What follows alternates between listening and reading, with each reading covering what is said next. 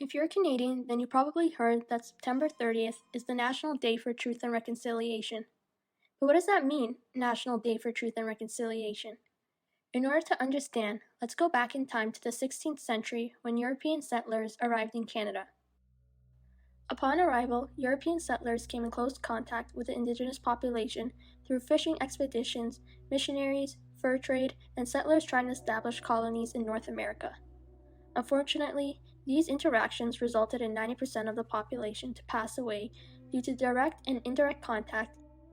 Those who survived became victims of prolonged efforts by the Canadian government to culturally assimilate the Indigenous population and make them more civilized before they could join the rest of Canadian society. Systematic efforts to assimilate the Indigenous population officially commenced in the 1880s and were heavily geared towards Indigenous children by having them attend residential schools. By 1920, every Indigenous child was forcibly removed from their families and homes between the ages of 7 to 15, as it became mandatory to attend residential schools. Upon arrival at these schools, these children were completely stripped of their cultural identity. Indigenous children were made to believe every aspect of their culture was evil and sinful. Students were forbidden to speak their language, dance, sing, or practice Indigenous traditions. With over 150 residential schools operating in Canada at one point in time, it's believed that more than 100,000 Indigenous children were forced to attend residential schools. Students were subjected to intensely structured schedules that were mostly filled with highly repetitive labor that was believed to help the students become more civilized. On top of the highly structured school days, many residential schools were often underfunded, inadequately staffed, poorly managed, and overcrowded.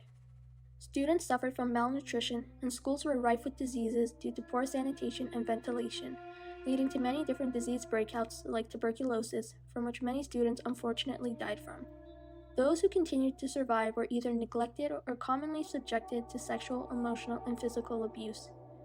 With the odds of children dying in residential schools being over 50% in the 19th and early 20th centuries, it's estimated that over 6,000 children unfortunately died due to sickness, malnutrition, or abuse due to residential schools. The horrific realities of residential schools continued until the late 1990s when the last residential school closed their doors for good. More than 10 years later, in 2008, the Indigenous community was offered an apology by Prime Minister Stephen Harper for the lasting and damaging impact residential schools had on Aboriginal culture, heritage, and language. The Prime Minister was right to say lasting impact because residential schools continue to affect those who attended them despite it being decades since they operated. A slightly unofficial but prominent health-related legacy of residential schools is residential school syndrome, a complex form of PTSD that can be seen among survivors and can cause them to feel distress when recollecting residential schools, avoiding the topic of residential schools, and experiencing troubles with sleeping or outbursts of anger. Unfortunately, the negative impact of residential schools on mental health is not just restricted to the students who attended them.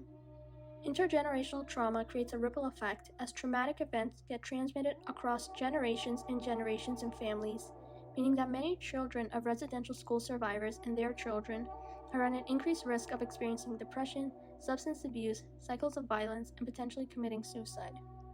When compared to the general Canadian population, Indigenous men and women are more likely to experience more episodes of major depression. Depression, along with anxiety, are the leading chronic conditions in Indigenous adults, as 1 in 5 Indigenous adults report having these conditions, compared to 1 in 10 non-Indigenous adults who report having these conditions. Experiencing depression can cause further unfortunate consequences in the Indigenous population. Those who experience depression are at an increased risk of committing suicide due to the different personal and historical challenges present in Indigenous communities. Between 2011 and 2016, suicide rates were 3 times higher for First Nations people when compared to non-Indigenous people. For those who are Métis, the rate of suicide was nearly twice as high between 2011 and 2016 when compared to non-Indigenous people. As for Inuit, between 2011 and 2016, suicide rates were 9 times higher for Inuit people when compared to non-Indigenous people. In other words, overall, suicide rates are much higher for Indigenous people in Canada than they are in the general population. For many Indigenous people, the path to mental wellness can be tricky due to the lack of suitable mental health services available for the population, especially among smaller communities that are more remote. The COVID-19 pandemic has contributed to this problem even more, as Indigenous people were more likely than non-Indigenous people to report unmet needs for mental health services during the pandemic. Unfortunately, the legacy of colonialism continues in the healthcare system, manifesting in structural, societal, and individual levels. Stigmas and discrimination from healthcare professionals serve as major roadblocks. Removing Indigenous history in educational curriculum across Canada has contributed to a lack of respect for Indigenous experiences, knowledge, and perspectives. These stigmas and discriminatory actions from healthcare professionals has created an environment that feels culturally unsafe, causing Indigenous patients to feel like second-class citizens. For those who decide to use these services, they are left with lackluster interactions that make it difficult to trust healthcare professionals.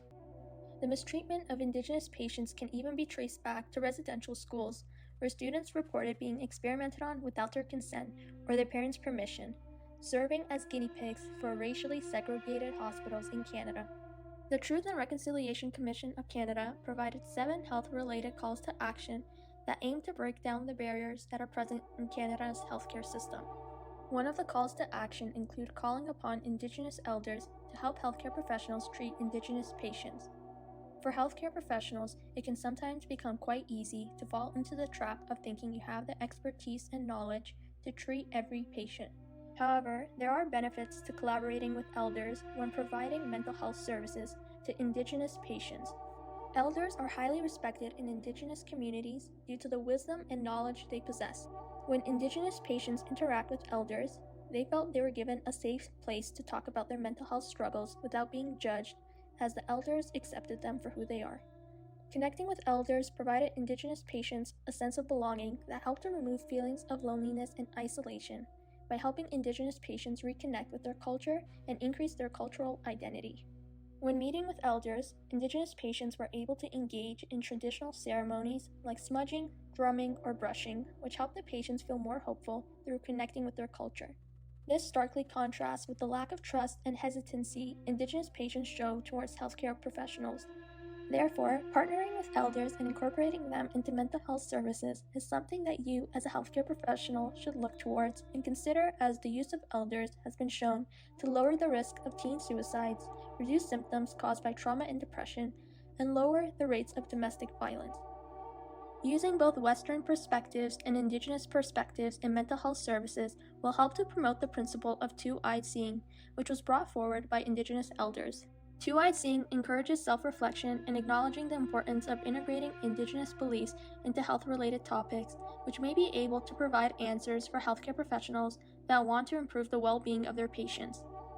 If you're a healthcare professional that's looking to gain a further understanding on Indigenous culture and want to improve your two-eyed seeing, there are many Indigenous cultural safety training programs available throughout Canada that can provide you with formal training. This video is just a mere glimpse into the experiences of Indigenous people living in Canada and in no way tells the complete story. As the healthcare professional, you have the power to use your knowledge and training to make a positive change within the Indigenous community and their mental health.